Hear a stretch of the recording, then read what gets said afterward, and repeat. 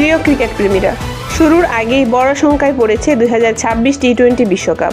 ভারতে অনুষ্ঠিতব্য এই আসর ঘিরে একের পর এক উদ্বেগজনক খবর সামনে আসছে। বাংলাদেশের বয়কট, পাকিস্তানের অনিশ্চয়তার মাঝেই এবার নতুন করে আতঙ্ক ছড়িয়েছে নিপা ভাইরাস। আসলে কি সত্যিই বন্ধ হয়ে যেতে পারে টি-20 বিশ্বকাপ? চলুন পুরো বিষয়টা বিস্তারিত জেনে নেওয়া যাক। চলতি বছরের টি-20 বিশ্বকাপের আয়োজক দেশ ভারত এবং সহ আয়োজক হিসেবে রয়েছে শ্রীলঙ্কা। কিন্তু বিশ্বকাপ শুরু হতে আর মাত্র কয়েকদিন বাকি থাকতেই ভারতে নিপা ভাইরাসের সংক্রমণ উদ্বেগজনক হারে বৃদ্ধি পাচ্ছে। নিপা ভাইরাস শনাক্ত হওয়ার পর এশিয়ার বেশ কয়েকটি দেশ ভারত থেকে আগত যাত্রীদের জন্য বিশেষ স্বাস্থ্য স্ক্রিনিং চালু করেছে।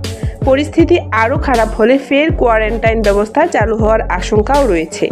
এই অবস্থায় বিশ্বকাপে অংশ নিতে আসা ক্রিকেটার, কোচ, কর্মকর্তা, সাংবাদিক এমনকি দর্শকদের ভোগান্তি কয়েক গুণ বেড়ে যাওয়ার সম্ভাবনা তৈরি হয়েছে।